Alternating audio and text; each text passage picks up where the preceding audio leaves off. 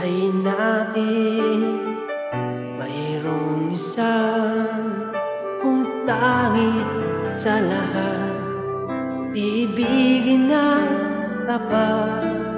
Ngunit sa di sinasadya pagkakataon, at para bang ika'y nilalaro ng panahon, may ibang makikilala at sa unang pagkikita tunay na pag-ibig na madarama.